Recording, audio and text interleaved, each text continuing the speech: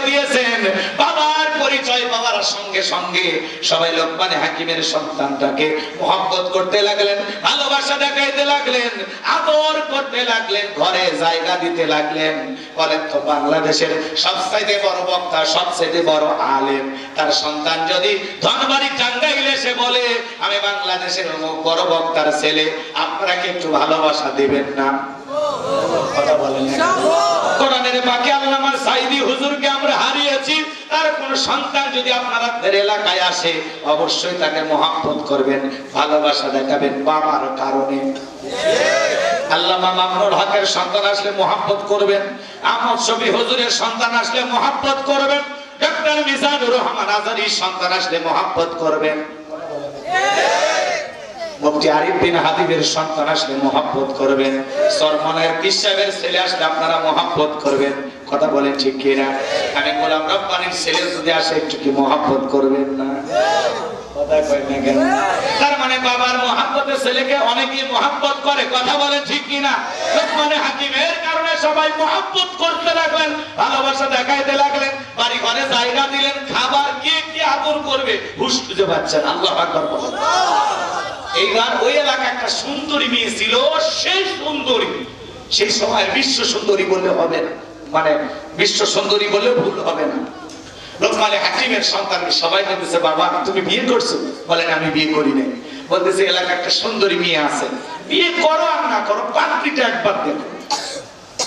বাবা বলেছে খবরদার, ওই এলাকায় যাওয়ার পর একটা সুন্দরী মেয়ে আছে, বিয়ে করা যাবে না, করলে বিপদ হবে। বাবা আগেই বলে দিয়েছে, কিন্তু সবাই যখন জোরাজোরি করতেছে যে পাত্রীটা একবার দেখো, বিয়ে করা লাগবে না। তো সকলের অনুরোধে লোকমানে হাকিমের সন্তানের পাত্রী দেখার ব্যবস্থা করা হলো। এইবার মেয়েটার দিকে একবার তাকাইছে, এত সুন্দরী, চোখ দুটো হরিণের মতো কালো, গালগুলো কমলার মতো, সেই অপরূপা সুন্দরী, রূপে গুণে কোনো কিছুর অভাব নাই। কথা কথা বিয়ে করলে কি আপনি সুন্দরী বউ দেখে বিয়ে করবেন না? কথা কথা আপনারা। তবে যারা পাত্রী দেখতে যান খবরদার, বিয়ে করার সময় পাত্রী দেখতে গেলে ভাবি আর খালার সাথে নেবেন। পাত্রী দেখতে গেলে মা আর মায়ের পেটের বোন সঙ্গে নিয়ে যাবেন। কথা কয় না? আর কিছু কিছু ছেলেমেয়ে আছে বন্ধু বান্ধব দুলে ভাই সব মিলে পাত্রী দেখতে যায়, এদের লজ্জা নাই। কথা বলেন দেখে না? এই পাত্রী তোমার দুলে ভাই দেখা যায় না, বন্ধু দেখা যায় না, ফাজলামি করো না। আলেমরা আমাদের কাছ থেকে শুনে নিবা কিভাবে পাত্রী দেখতে হয়। বেটা ফাজলামি শুরু করছে। রাগ করতেছেন আপনারা?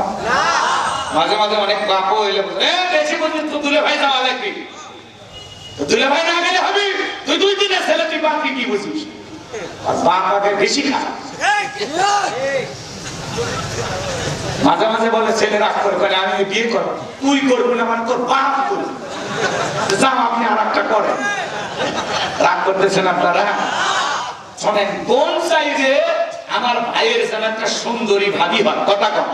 মা চাইবে যে আমার ছেলে যেন চাঁদের মতো একটা ফুটফুটে সুন্দর রাজকুমারী একটা বউ হয়। কথা কম।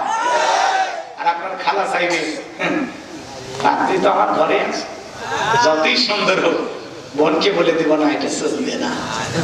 কারণ খালারও দিয়ে একটা মেয়ে থাকতে পারে, ওইটা আপনার কপালে গোছায় দেবে। মেয়ে যতই সুন্দর হোক বলবে না বেকা। কথা কন ঠিক না? মেয়ে হাসলে ঠোঁট বেকা হয়, এখন একটা ভুল ধরবে। কথা কন ঠিক না? আর ভাবি গেলে ভাবি চিন্তা করবি ওই বাড়িতে ভাবির চাইতে বেশি সুন্দরী মেয়ে যেন প্রবেশ না করে, গেলে তো ভাবির মর্যাদা কমে যাবে। কথা ক্লিয়ার বুঝছেন তো নাকি? মাজান আমার মন খারাপ করবেন না। এইবার লোকমানে হাকিমের সন্তান মেয়েটাকে দেখার পরে মনে মনে ভাবতেছে বউ যদি বানানো লাগে এই মেয়েটাকেই বানাবো। এত সুন্দরী মেয়ে ঘরে থাকলে জীবনে আর কি চাই? কথা কি বলেন নাই? লোকমানে হাকিমের সন্তানের পছন্দ হয়ে গেল, এক বাক্যে বলে দিলেন হ্যাঁ আমি মেয়েকে বিবাহ করতে রাজি আছি। এইবার দেখে বলতেছে বাবা তুমি যেহেতু লোকমানে হাকিমের সন্তান, তোমার কাছে কোনো কিছু গোপন রাখা যাবে না। বিয়ে করার আগে একটা বিষয় তোমাকে বলতে হবে, এই মেয়ের একটা গোপন সমস্যা আছে। কি সমস্যা? কথা বল না কেন? আপনাদের এলাকায় দেখবেন যদি পাত্রী দেখতে আসে, আশেপাশে বাড়িতে যাদের একটু খবর নেয় মেয়েটা কেমন, 7 দিন আগে ভেগে গেছিল। কথা কয় না কেন? এরকম মানে বিয়েতে যে ভানজি দেয়, আমাদের গাইবান্ধায় বলে ভানজি দেয়, আপনারা কি বলেন? এখানে তাই বলে না? রাগ করবেন না, এরকম কিছু লোক থাকে ওই মেয়ে কি করেছে আশেপাশে 2 জায়গায় যা 2-4 জায়গায় জিজ্ঞাসা করলে কিন্তু তথ্য পাওয়া যায়। 10টা বললে 2-1টা সত্য হতে পারে, 8টাই মিথ্যা হতে পারে। কথা কি বুঝতে পারতেছেন? সবচেয়ে সত্য এমনটা নয়। আমার ভাইরা, লোকমান হাকিমের সন্তানকে ডেকে বলে, বাবা বিয়ে যেহেতু করতে চাও তাহলে শুনে নাও, এই মেয়েটার গোপন একটা সমস্যা। এই মেয়ের এর আগে 1 নয় 2 নয় 10টা ছেলের সাথে বিয়ে হয়েছিল, একটা ছেলেও বাসর ঘর থেকে জীবিত বের হয় নাই। প্রত্যেকটা স্বামী বাসর ঘরে মারা গেছে, তুমি হলে 11 নাম্বার স্বামী। এখন বলো বিয়ে করতে রাজি? লোকমান হাকিমের সন্তান বলে, আমি তাও বিয়ে করব। মারহাবা গো। এটা লোকমান হাকিমের সন্তান বিয়ে করতে চাই। মেয়েটার স্বামীগুলো কেন মারা গেল আর লোকমান হাকিমের সন্তান বিয়ে করলে ঘটনাটা কেমন হয় আপনারা কি একটু শুনবেন? আলোচনা কি সামনের দিকে নিয়ে যাব? কারা কারা শুনতে রাজি দুই হাত তুলে দেখান। লিল্লাহি তাকবীর। লোকমান হাকিম তার সন্তানকে দেখে বলেন, ইয়া বুনাইয়া লা তুশরিক বিল্লাহ। হে আমার বৎস, হে আমার কলিজার টুকরা সন্তান, আল্লাহর সাথে কখনো কাউকে শরীক করা যাবে না। ইন্না শিরকা লা যুলমুন আযীম। শিরক হলো সবচাইতে বড় জুলুম, সবচাইতে বড় অপরাধ। সব পাপের বড় পাপ নাম হলো শিরক। বড় শিরকগুলোকে শিরকে আকবর বলা হয়, ছোট শিরকগুলোকে শিরকে আসগর বলা হয়। শিরিক মোট 42 প্রকার, আবার এগুলোকে ভেঙে 72 প্রকার, এরপরে আরো বেশি হয়। কত কথা বলার সুযোগ নাই। বড় শিরিকগুলোকে শিরিকে আকবর বলা হয়। আমাদের সমাজে প্রচলিত অনেক শিরিক আছে বাজান, অনেক মুসলমান আমরা শিরিক করে বসে আছি, নিজে কখনো জানি না যে এটা শিরিক। কথা বলেন ঠিক কিনা? আমি কিন্তু একটা উদাহরণ দেব, কষ্ট হবে না আপনাদের। বলেন তো বাজান, আল্লাহ সারা দুনিয়াতে কাউকে সিজদা দেওয়া কি শিরিক? জোরে বলেন কি? মাজারে সিজদা দেওয়া কি শিরিক? জোরে বলেন কি? মুসলমানের সম্পর্ক মাজারের সাথে না, মুসলমানের সম্পর্ক হবে মসজিদের সাথে। বাবার পায়ে সিজদা দেয়,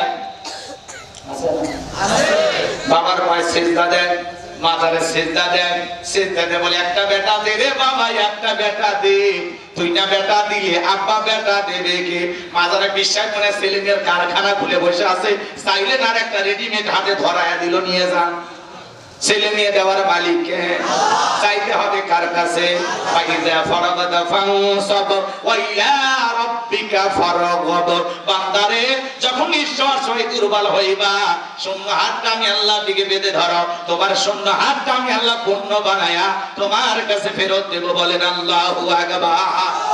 এটা বান্দারে সিজদা না, পীরের পায়ে সিজদা না, নেতার পায়ে সিজদা না। সিজদা হবে কার জন্য? ইয়্যাকা না'বুদু ওয়া ইয়্যাকা নাস্তাঈন। তোমার ইবাদত করি, তোমার গোলামি করি, সাহায্য তোমার কাছে চাই। তাহলে কিছু চাইতে হলে চাইবেন কার কাছে? মাজারে সিজদারে বিশ্বাস কি দেবে? কত ভণ্ড আছে, ডুবি তখন মাজারের জিকির করে, পানির ভিতরে জ্বললে বাতি ঝড় বাতাসেও নেবে না। ল্যাংড়া বাবার মুরিদ হইলে নামাজ রোজা লাগে না। যে বিশ্বাস করে নামাজ রোজা লাগে না, ওটা ঠিক না, টাটকা শয়তান। এই পৃথিবীর এমন কোন নবী রাসূল নাই যে নবী রাসূল সালাত আদায় করে নাই। আর যে বিশ্বাস করবে সালাত লাগবে না, নামাজ লাগবে না, সিজদার মতো একটা সিজদা দিবি, জান্নাত পার হয়ে জাহান্নামের গর্তে পড়বি। এই ভক্তদের কাছে যাওয়া যাবে না? জোরে বলেন না। গাঁজা খায় মুলতারি লাল বানাইছে, প্রস্তাব করে মুখকেও খুঁজে পাওয়া যায় না, এরকম ভক্তদের কাছে যাওয়া যাবে না। বাজারগুলো লম্বা হবে, আমি লম্বা করব না, সংক্ষিপ্ত কথা বলে দিয়া যায়। মাজারে সিজদা দেওয়া শিরিক, পীরের পায়ে সিজদা দেওয়া শিরিক, নেতার পায়ে সিজদা দেওয়া শিরিক। কথাকে বোঝা গেল? এরপরে দেখবেন ট্রাকের পিছনে সিরা স্যান্ডেল ঝুলানো, কেন? কয় দুর্ঘটনা থেকে বাঁচানোর জন্য। ভরসা স্যান্ডেলের উপরে নাকি কার উপর? জোরে বলে না ভাই। এরপরে দেখবেন মাজার গুলো দেখে গাড়ি ব্রেক করে ড্রাইভার স্টিয়ারিং এর উপর হাত রেখে শুয়ে, কেন? ওই হুজুর জানে না বিশাল বড় আল্লাহর ওলি শুয়ে আছে, গাড়ি জোরে গেলে দুর্ঘটনা ঘটে যাবে। যেই মাজারে ধার দিয়া গাড়ি নিয়ে গেলে যদি দুর্ঘটনা ঘটে, ওখানে কি বিশ্বাস আসলে শুয়ে আছে? আল্লাহ ওয়ালা যে এলাকায় থাকবে সে তো দোয়া করে বলবে, আল্লাহ এলাকায় রহমত নাজিল করো, শান্তির ফয়সালা করো। কথা কোন ঠিক কিনা? এ বাজার বাবা, এরপরে টিয়া পাখির কাছে যায় ভাগ্য গণনা করে, আছে না নাই? জ্যোতিষের কাছে যায়, কবিরাজের কাছে যায়। আপনি কি মামলায় হেরে যাচ্ছেন, বিদেশে যেতে ভয় পাচ্ছেন? কথা কোন? আপনার ব্যবসায় কি কোনো লাভ হচ্ছে না, সব লস হয়ে যাচ্ছে? দাম্পত্য জীবনে আপনি অশিক্ষিত, কথা কয় না? তাহলে আসেন, শেষ দর্শন Ajmeri James house, Bashundhara city complex, Liton Dewan Chishti. এক আংটিতে নাকি সব সমস্যার সমাধান। আমার ভাইয়েরা, একটা আংটিতে যদি এত সমস্যা মিটে যায়, তাহলে তোর আংটি বিক্রি করা লাগতো না। এই হাতের 5 আঙ্গুলে 5টা, এই হাতের 5 আঙ্গুলে 5টা, 10টা আংটি ব্যবহার করে পৃথিবীর সব চাইতে বড় ধনী হয়ে যেত। বড় শান্তির উপরে, টিয়া পাখির উপরে। আপনার আমার চোখ দিয়ে ভালো মন্দ কি আছে জানেন কে? আরো জোরে বলেন কে? এরপরে শনিবার মঙ্গলবার কয় বিয়ে করা হয় না, এগুলো দিন শুভ না। সন্ধ্যার পরে শ্রমিককে টাকা দিতে চায় না, ধনী নাকি সন্ধ্যার পরে টাকা দিলে ফকির হয়ে যাবে। এগুলো ধারণা করাও কথা বলে না। এরপরে হাত চুলকালে নাকি টাকা আসে, ওরে বাঁধতে রাখেন 3 দিন, হাত দুটো খোলা রাখেন, হাত চুলকে চামড়া তুলে ফেলে দেবে, তাও টাকা আসবে না। হাত থেকে চিরুনি পরে গেলে নাকি মেহমান আসে। মা বোনেদের এরকম ধারণা আছে না নাই? চিরুনি পরে গেলে মেহমান আসে, তাহলে রান্না শুরু করেন, কেউ না আসলে আমরা পরে খেয়ে যাব। কথা কোন ঠিক কিনা? এরপরে নতুন ছেলের বউ চা বানাইতে গিয়ে কাপটা করে যদি ভাঙ্গে যায়, কয়েক অলক্ষণে বউ আসছে, কুলক্ষণে বউ আসছে, প্রথম দিনে চায়ের কাপটা ভেঙে ফেলে দিল, আছে না নাই? ওই ঘটনা শাশুড়ির হাত থেকে ঘটতে পারে, ননদের হাত থেকে ঘটতে পারে। একটা চায়ের কাপের সাথে মানুষের ভাগ্য ঝুলে নাই। এগুলো ধারণা করা শিরিক, অলক্ষণ কুলক্ষণ বলে ইসলামে কোনো কিছুই নাই। কথা বলে কি বুঝতেছেন? এরপরে বলে যমজ কলা খালি নাকি যমজ বাচ্চা হয় ভালো। যেই মহিলার বাচ্চা হয় না, বাজারে সব যমজ কলা খাওয়ায় দেন, তারপরে আল্লাহ যদি 2-1টা দেয়। আর যমজ কলা খেলে যদি যমজ বাচ্চা হয়, যমজ কলা খেলে যদি ডবল বাচ্চা হয় ভালো। 2বারে কষ্ট, 1বারে হলো, মাঝখানে সেজারের টাকাটাও বেঁচে গেল। কথা কোন ঠিক কিনা? এই দুনিয়ার কত পুরুষ মানুষ যমজ কলা খাইলো, আজ পর্যন্ত কোন পুরুষের তো যমজ বাচ্চা হলো না। হবে কেমনে? বিশিক পত্র তো আল্লাহ দেয় নাই। কথা বলেন ঠিক কিনা? এরপরে ছোট বাচ্চার কপালে কালো টিপ দিয়ে দেয়, বলে কেন? কয় বদ নজর থেকে বাঁচার জন্য। আছে না নাই? এই যে তকদিরের ভালো মন্দ সব কিছু কিন্তু আল্লাহর হাতে। ওয়াল কদরিহি শাররিহি মিনাল্লাহি তাআলা ওয়াল বা'সি বা'দাল মাউত। তকদিরের ভালো মন্দ কার কাছে?